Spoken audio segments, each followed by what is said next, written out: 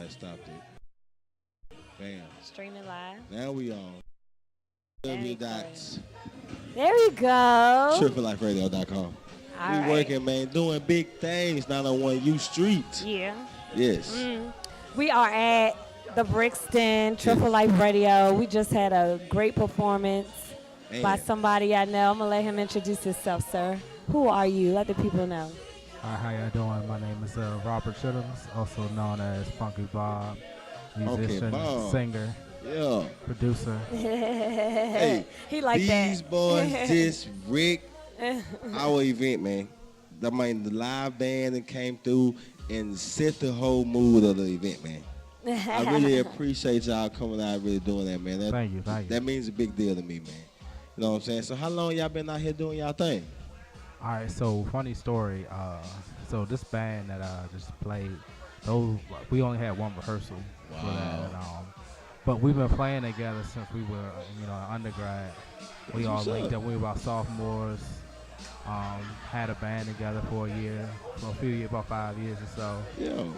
But after a while, people get older and get responsibilities, kids, Right, and everything else like that. Then So it gets real. we had to stop. But those are my brothers for life. So whenever I hit them up, it's They nothing come for them. through. They come through. So Right. Oh, that's dope. So I know you personally, but let the people know, like, how did you get started in music? all right. So funny thing, it actually started out in go-go. I was about 15, 16 years old. Oh, yeah? Yeah, it just started off in the basement, just making noise, like with my friends, playing keyboard and bass, and I really started learning. And then when I was in high school, about my senior year, I was like, man, I think I actually want to do this, for a career and do this for a living. That's what's And up. when you're in high school and you don't really know what you want to do for the rest of your life, it's like that's a big thing. Right. And so I had that clarity early on. So I went to school for music, got a degree in piano performance, and just went from there. Oh, Damn. that sounds amazing. That's You wanna loud. go? Yeah, so I know you. You from PG County, right? Yep. Yeah. So tell me what part of PG County, let your people know, and then let us know how that influenced your music. All right, so I'm from all over PG County, but I spent most of my high school and middle school years in Atlanta. So Okay. I went to Duval High School, graduated from Duval class of '08. So how my music really shaped, being in high school really shaped my music, cause my band director, he really poured into me, he really saw that okay, he wants to do music seriously. That's the best when you he got had a help me, music teacher dedicated to you. That's the best. Like, And it was many just afternoons or lunch, I was always in the band room, always. I had a class. Oh, we're not doing nothing. We're watching the movie. All right, can I go to the band room? And then that's all I did. I wrote songs for the band. The drum line and stuff like that. It was just music. Being at a high school, where I had those opportunities was so dope. I remember playing with All Stars. oh, really? And we had to play for Duval's homecoming. Uh-huh. And so it was that was kind of dope, because it was I was in 11th grade, and it was wait, oh, that's Rob. I didn't even know he played guitar. I was playing guitar with All Stars. And it was So, high school really actually did help a lot with me for music. And plus, I was kind of lame, so I had a lot of time to practice. Ain't no So, wrong. Ain't nothing lame with being a musician. Musicians are never lame.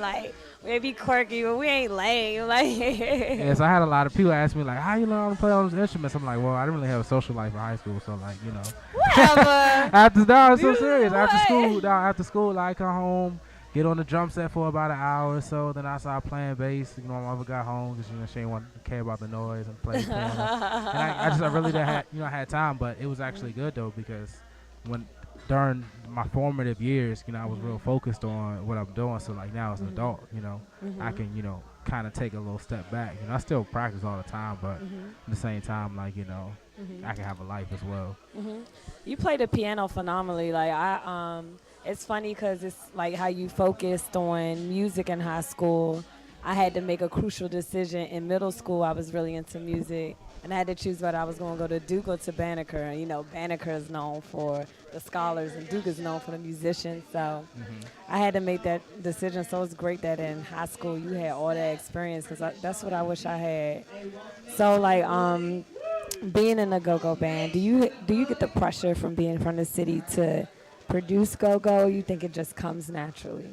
Um, I Or don't really both? got it. So here's the thing, like when it comes to go-go, like go-go is like a feeling. It's not necessarily a particular sound. Like go-go is always involving. It started with like the flat pockets with Chuck Brown.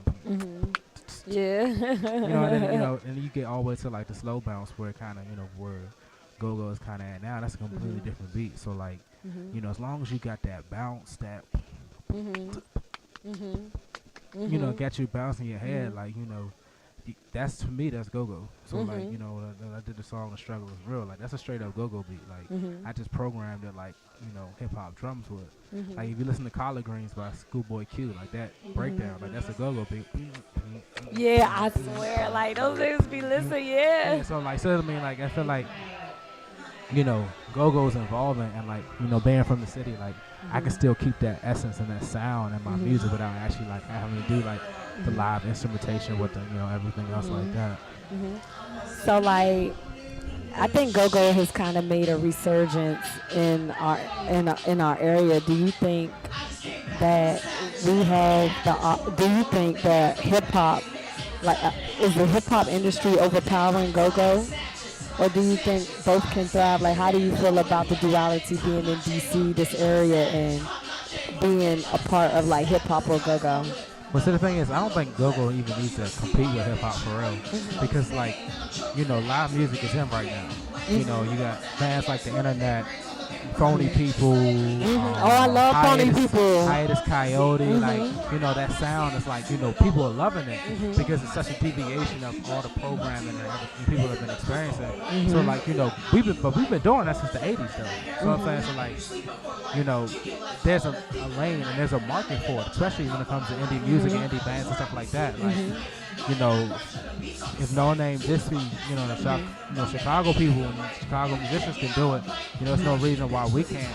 And we don't actually have to even market like, oh yeah, this is the go-go or nothing like that. This is we a band from DC and this is our sound, and people will, You're so right. Like, it's crazy how bands in DC do get pigeonholed into go-go, but if you think about it, it is our indie music. Yeah, like we've been doing this forever, like Yeah, you're so right. Like, how I see go-go is hip-hop and go-go like started around the same time. It seemed like go-go had that kind of mainstream pop in the early 80s along with how hip-hop was coming up. Yeah. But like hip-hop really took off, but go-go didn't. I feel like why do you feel that was? Like, I had my opinion, I'll let you know mine, but I want to hear yours. Like, well, I think the issue with go-go is that go-go has always been reflective of the hip-hop industry. And like right around about 2005, 2006 is when the hip-hop industry slowly started to change. And as that hip-hop industry changed, like I noticed that like in the city and like on the radio and stuff like that, people were slowly moving away from go-go, and like, trap took over. Wale started coming up in 05 and 06 on the radio. Yeah, and I mean he did. He started coming up, but then like as mainstream music started moving towards a more around about 2010, 2011, more just like trap heavy. And it's like trap ate everything up. So it's like, yes, whereas used to go to any school in PG County, DC, anything else like that. You see kids, they be beating on the table, doing their go-go and stuff like that. But now it's not. Now it's like, they rapping Glizzy. They rapping Light Show. They rapping, Moose. They rapping whatever what it is. Like, go-go is not a part of like, their daily life anymore. It's because the hip hop around it changed. As hip hop slowed down, when the more trap kind of instrumentals, like people really weren't, go-go really wasn't kind of aligning itself with that kind of sound as well. So it's like it kind of started to fall off because he was like, why listen to a go-go band cover a trap song when you can listen to a trap song? Right. And it's funny because like I felt like with go-go, like I felt like people really couldn't replicate the sound. Because it's like, it's not an easy sound to learn. Like, it's not an easy sound to, I can't say play. It comes naturally for us. But, like, when I talk to my friends from New York or from Baltimore, they be like, oh, I can't catch the beat in go-go. I'm like, what you mean? It's right there in your face. There's all kinds of beats. Like, what you mean? So, yeah, I definitely get that. So, and yeah. I think the other part of go-go is that kind of always held go-go back is that go-go has always been genre of music that would have been friendly to novices. So like whereas something like jazz, where like you have to kind of have to like pay your dues in order be able to play straight ahead stuff like that. Whereas go-go, like any group of kids with a keyboard and some drums and some congas and some timbales, Right. like Right. can become a band. And so what happened was is like because go-go was so accessible, it kind of diluted like a lot of the musicianship that associated with it. And as I said, like when hip hop started to change, like I remember like around 05, 06 where the Laffy Taffy beat came out, and it's just like that's when like a lot of those songs with the smooth chords and stuff like that, like it just everything started like kind of dumb itself down You musically. right. I wasn't So- even thinking about that. You're so right. Like that is like a DJ Mustard kind of beat, like before DJ Mustard. Yeah, so I remember hearing it, on the radio. I'm like, yo, this joint's some, this joint's some bull, like, and it became a, hit record. Despite, me hating on it, but Yeah.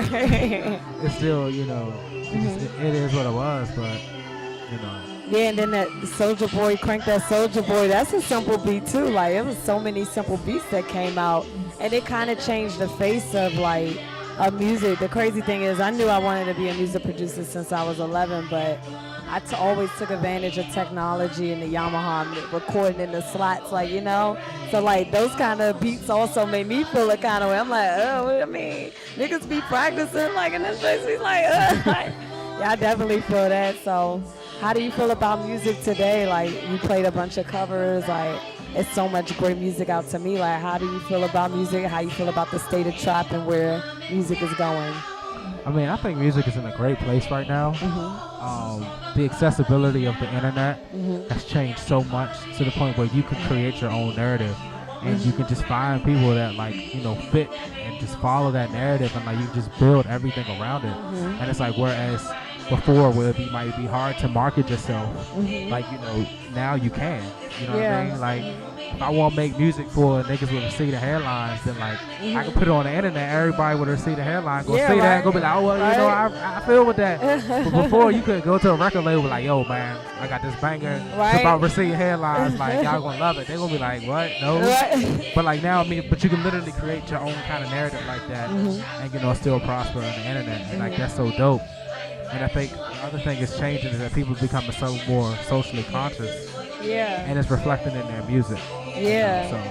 Yes, it's interesting. I do notice that even if an artist drops one line. Oh, before I let you go, I gotta get your opinion on Kendrick's new album. How you feel about it? I was definitely feeling that. I've listened to it a few times. Sonically, I kind of like To Pimp a Butterfly a little bit better. But Oh, of course. I knew like it wasn't gonna be that. Like I knew. Yeah, I knew it wasn't gonna be like yeah. that. But I still feel like one of the dope things. He still kind of kept the essence of musicality and his artistry, like with all the beat flips and stuff like that. So you can still tell that that same effort was there, even though sonically it was different. Yeah. I definitely felt that. As far as the critique for his lyrics, I'm kind of on the fence on that because a lot of people say, "No, like, what's because wrong with the lyrics?" So here's the thing. Here's what I think. I think as artists, you are allowed to tell other artists, you know what? I think you can do better. Well, I Kendrick think, can grow like crazy. You know what I mean? I think you can do better, and I don't necessarily mean about like skills, but I'm like, yo, I think you can do better as far as your message or stuff like that. And as artists, you have to be able to accept that criticism. I understand, like, you know what, maybe this isn't coming from a place of hate, maybe it's coming from a place from love. And so, like, where I defend the right, for artists to be able to say something, I also defend the right for people to be like, hey, you know what, maybe you should think about what you said, you know what I mean, and how this affects other people and stuff like that. And I feel like if you're, truly a man about the light, you'll be able to recognize that. Yeah, I feel like emotionally I would feel away, but logically I'd be like, you want someone to come up to you and check you and say, you need to do better. You gotta go? No, I'm good. Okay. Yeah, so let the people know your social media. Let them know where they can find you. Let them know where your newest music at. Let them know everything. All right, so let's run down the social media real quick. You can catch me on Twitter, Instagram, and I think those are the only two that have this username. But it's a little complicated, but I'm gonna say it slow. So it's I'm gonna say it first, and I'm gonna spell it out. So it's Metaphysical 4. We're doing a sign language. Metaphysical 4. So it's gonna be METAPH. Come on, where's my translation? PHIYSICAL 4. There we go. All right, so Metaphysical 4. SoundCloud is Funky Bob at SoundCloud. You'll find it. Just type Funky Bob in the search bar. You'll see it. Just keep it on the watch because I got a lot of old stuff, a lot of old beats and stuff like that. But I do got my my little single on there right now. I'm working on the EP right now, and so just keep following me, and I'll keep you updated with everything else like that. All right, so it's Abby with True for Life Radio. We are at the Brixton 901 U Street. Thank you so much for coming out today. No, thank you. And the band, and we're going to keep it locked right here. Stay tuned.